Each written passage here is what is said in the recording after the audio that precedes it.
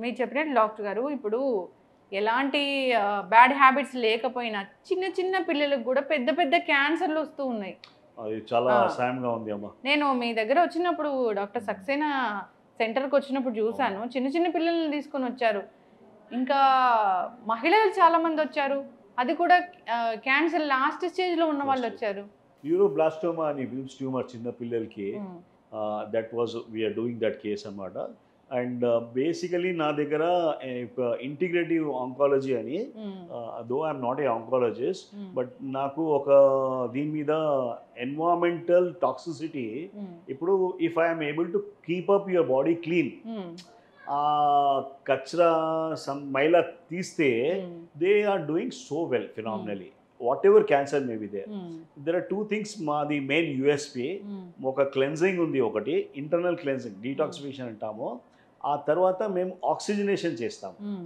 ఆక్సిజనేషన్లో ఒకసారి హ్మ్. Hyperbaric oxygen, ozone అట్లా ఉంటుంది. హ్మ్. సో ఈ రెండు కాంబినేషన్ నుంచి ఎంత సీవియర్ క్యాన్సర్, హ్మ్. స్టేజ్ 4 క్యాన్సర్, పేషెంట్ అయితే ఇట్లా చిక్కిపోతున్నాడు, ఆ! అది పెట్టినప్పుడు కూడా ఆ స్థాయి the they the cancer is మెటబాలికలీ controlled. హ్మ్. So just by two simple reasons, హ్మ్. yes, I have been involved into breast cancer and all cases. హ్మ్. మా దగ్గర దీనికి ఒక రీసెర్చ్ జరిగింది జర్మనీలో. హ్మ్. మేమైతే యూజువలీ యాజ్ ఎ రేడియాలజిస్ట్ హ్మ్. I use to do biopsies. హ్మ్. ఆ తర్వాత we use to send it to histopathology, అంటే ఒక మైక్రోస్కోప్లో చూసి ఏ సెల్స్ ఉన్నాయి తెలిసిపోతుంది. హ్మ్. సో దాన్ని బట్ట ఇది ఓకే, ఇది ఇన్వేజివ్ అడినో కార్సినోమా, డక్సెల్ కార్సినోమా వచ్చేది. హ్మ్. జర్మనీలో ఏం చేశారు, దీనిలో టిష్యూ నుంచి మెటల్స్ తీశారండి. హ్మ్. దానిలో వాళ్ళు అల్యూమినియం పికప్ చేశారు, హ్మ్. లెడ్ పికప్ అబ్బా! చేశారు. హ్మ్. ఇది ఒక సింపుల్ థింగ్ లైక్ బిస్ఫినాల్స్, హ్మ్. ఆ ప్లాస్టిక్లో పదార్థాలు ఉంటాయి కదా, హ్మ్. Even that also was picked up in that. హ్మ్. సో నౌ దట్ పర్స్పెక్టివ్ పూర్తిగా మేమేం చూస్తున్నామంటే హ్మ్. Cause of cancer is this only. హ్మ్. People using aqua plastic. deos, హ్మ్. people using antiperspirants. ఆ! Antiperspirants are just like ఒక పీపుల్కి అవేర్నెస్ లేదమ్మా. హ్మ్. దే జస్ట్ థింక్ దట్ యాక్సిలా నుంచి ఎక్కువ స్వెట్ వస్తున్నాయి, ఇట్ ఈస్ సోషలీ యాక్సెప్టబుల్ కాదు. Hmm. So they start putting that aluminium ఉంటుంది దానిలో, హ్మ్. యాంటీపర్స్పిరెంట్స్. ఆ aluminium it goes and blocks the ఆ స్వెట్ పోర్స్కి బ్లాక్ అవుతుంది. ఆ! Axilla is the nearest to the breast cancer. So the reason for upper outer quadrant లో ఎక్కువ క్యాన్సర్స్ వచ్చేది అది ఉండేది. హ్మ్.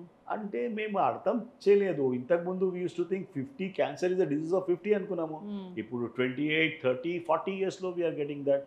ఇది ఇన్సెసెంట్గా వెరీ వెరీ ఈ నెంబర్స్ కెమికల్స్ ఎక్కువ అయిపోయినాయి. హ్మ్.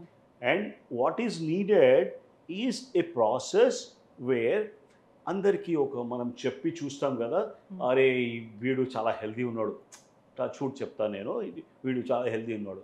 So what are the parameters why he is healthy? హ్మ్.